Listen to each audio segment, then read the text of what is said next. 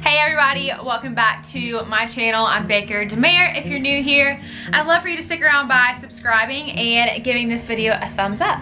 So as the title says, I'm gonna be doing a Q&A today, and honestly I felt a little bit weird about this. I feel like people that do Q&As are people that have like a lot of followers, or people just like really want to know what they're doing. I never want to be that girl that's like overloading people with information that they don't care about, and like people thinking that I think I'm so important because I know that I'm not. But anyways, I'm just gonna conquer some fears today and just kill some fear of man. So let's do this. Okay, first question that I got, and I just put up a little thing on my Instagram that was like, hey everybody, if you have any questions that you want me to answer or things that you want to know, please leave them. And I can't remember if I think I said DM them to me. So anyways, these are a couple of the ones that I got. First one, what has been the most fun thing about marriage? Greg and I talk about this all the time. So our favorite thing about being married is the fact that you get to have sleepovers with your best friend every night, and that we don't have to say, like, we don't have to say goodbye. It's not like if we're watching like a movie late at night or something and really tired, we don't have to like drive home and say bye. We can just go get in bed and go to sleep right then and say goodnight to each other and fall asleep next to each other and wake up to each other every single night and every single morning. So that's definitely probably my favorite thing. If you didn't know, Greg and I got married. Greg is my husband, and we got married December 9th, 2017. So about 6 months ago, a little less than 6 months ago, we got married. And we met at church. If y'all want to know like more about Greg and I's story and how we met, it's actually a really crazy story. But if y'all want to know more about that, let me know in the comments down below, or if y'all have any other questions that may follow up any of the stuff that I ask or that I answer, just let me know. But anyways, yeah, so Greg and I dated for 3 years before we got married, and it's just been the coolest thing, going from being, we were like really good friends before, and then we started dating, and then we got engaged, and now we're married. And I just love like going through every single season with him. He really is my best friend in the freaking world, and I'm all about like so pro that movement of like marry your best friend. Like that's the realest thing in the world, because being with your best friend, like even whenever you're, okay, here's an example. Even whenever you're like pissed off or really upset or want to cry, like who's the person that you always want to talk to, even if you're like pissed at them? It's always your best friend. You always want to talk to them, always want to be with them no matter what you're feeling. And that's how I feel with Greg. I like never have to like fake an emotion or hide things from him, or not tell him the full truth of something out of fear that he like will look at me differently. I know that he loves me for who I am. Wow, that just got really deep really fast. Anyways, yeah, so that was the most fun thing, is that we have sleepovers. The next question is, what has been, from the same girl, she said, what has been a hard thing about marriage? Marriage is really hard, because when you take two imperfect people and you put them together forever, and you put them together in every single space, in their home, in their families, in their workplace, and like whatever. Whenever you take two imperfect humans and put them together, there's bound to be lots of issues and things that come to the surface that may have not been called out before. So honestly, it's been really hard for Greg and I to realize a lot of things about ourselves that we didn't know. Like until Greg and I got married, I didn't realize the depth of the sin and brokenness that existed in my life. And so obviously that doesn't feel great whenever someone calls you out on something, even when it's coming from a loving way. Like Greg pulls things to the surface out of me that are not great, but he does it in such a way that's loving and gentle and kind. But even if he's doing that perfectly, I'm still not gonna feel great about it, because I'm sinful and I hate being criticized. That's like one of my biggest weaknesses, is that I'm terrible with being criticized. I like feedback if it's positive, but if it's anything negative, I kind of tend to shut down, or try to like make terms with it, or like try to disagree with it somehow, especially with Greg and I. So that's probably been the hardest thing with us, is just realizing how imperfect we are and how there's no one that's perfect, there's no marriage that's perfect, no relationship, and we realize that and we know that, but actually saying that and then living it is completely different. But it's really great because he honestly just leads our family as in me and him for right now, but he just leads our family so well into a place of trust and into a place of love and consistency, and I never have to guess if he loves me or cares for me or respects me. So another long-winded answer to a simple question. Next question is, how do you resist eating unhealthy things when you go out to eat? This is a great question. So, a little background on me. I have always been like a healthy eater. So to say, my mom didn't allow me or my siblings to go eat fast food until we were in middle school. And even then it was like, we could have Chick-fil-A and Subway. I think we're like the only ones. So we really didn't start eating fast food until we were in high school, or if we were at like a friend's house or something. But we like grew up, my mom and dad, like my parents just fed us really healthy foods. So because of that, I've always been more inclined towards the things that I know nourish my body well. But as obviously you grow older, you experiment with new foods and get to try all the fun things. And I'm like a carb girl to the max. I love some chips and queso. That's like my favorite meal of all time. I have a little bit of a sweet tooth, but nothing can hold a candle to my love for cheese.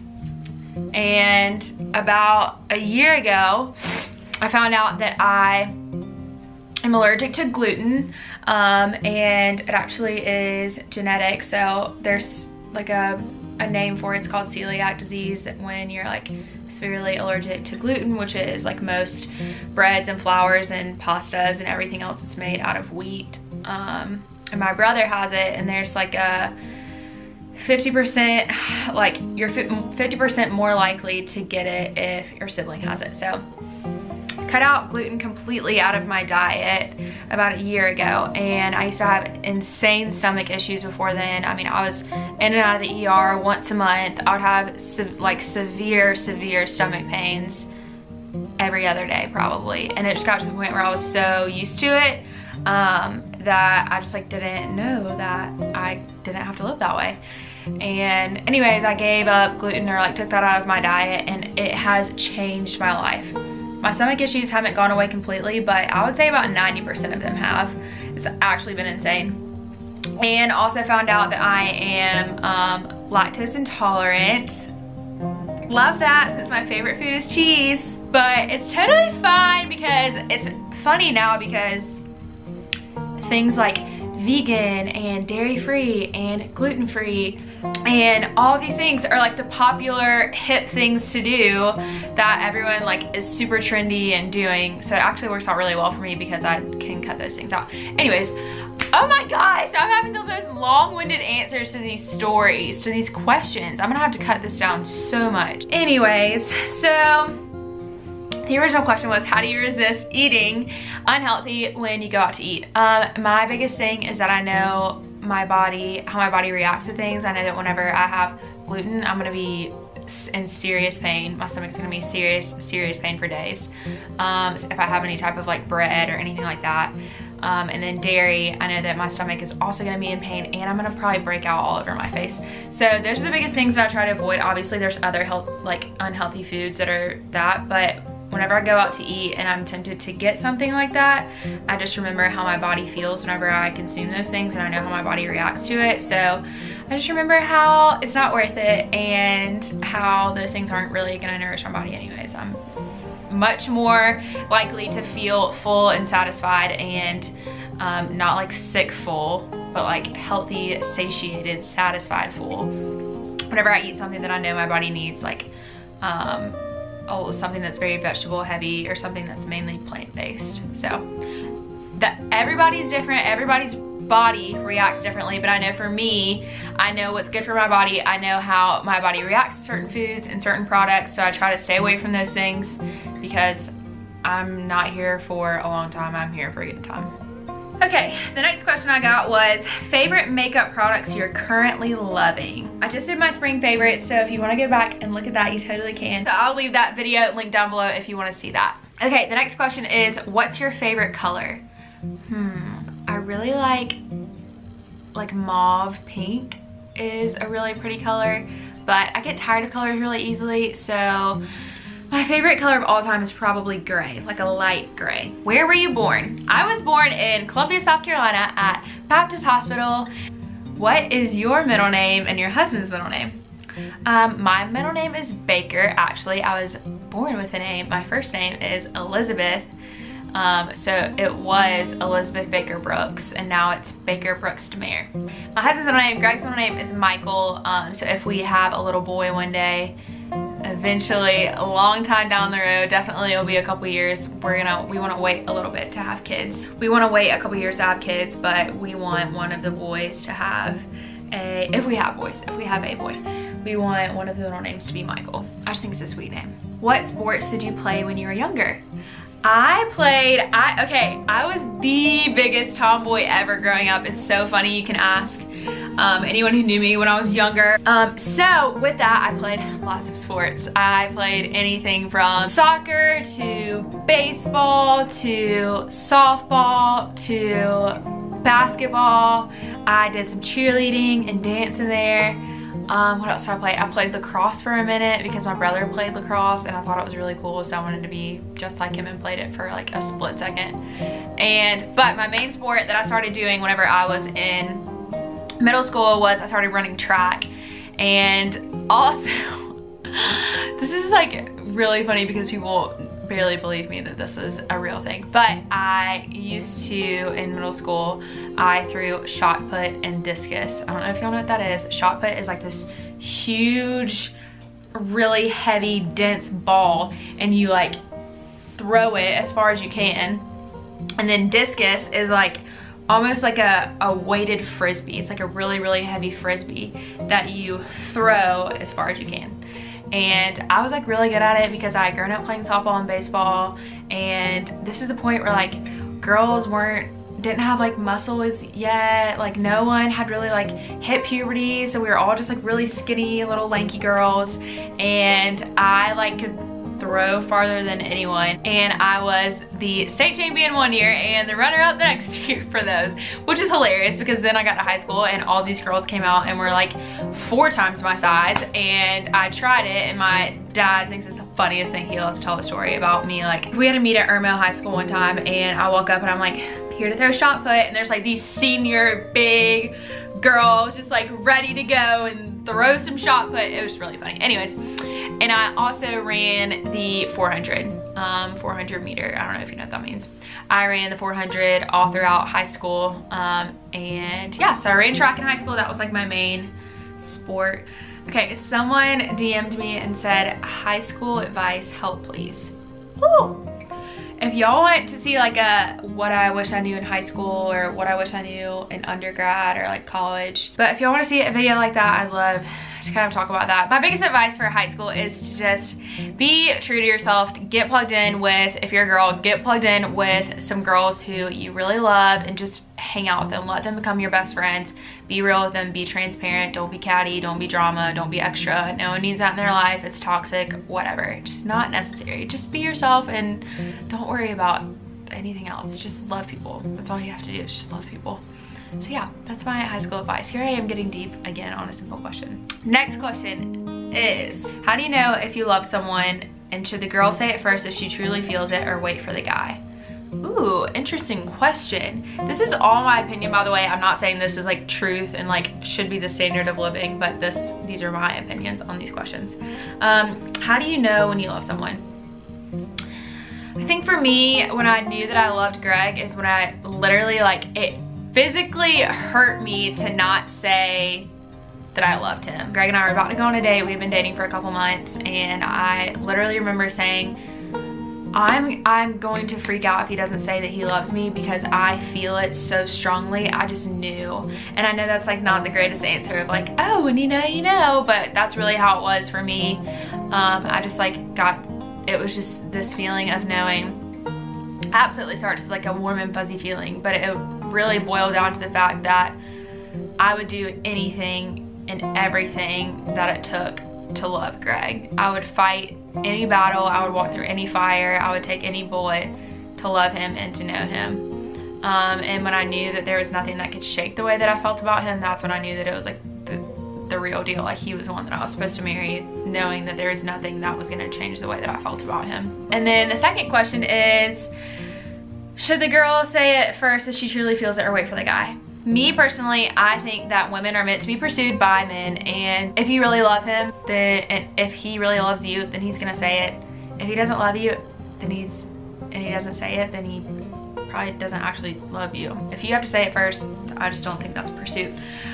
People can have their different opinions, and that's fine, but I may be old-fashioned, maybe traditional, but I think it's, at the end of the day, biblical for the woman to be pursued by the man in every area, meaning initiating contact, initiating like a first date, initiating first kiss, love you, saying I love you, saying all of that. I think that that should be initiated by the man in the relationship. I think that for men also, that takes responsibility from their point. It takes maturity, and it takes, obviously, like I keep saying the word pursuit, but it takes that, and it's a God-given responsibility that men have to pursue women and to uplift them and to make them feel loved and to love them like Jesus loves his church.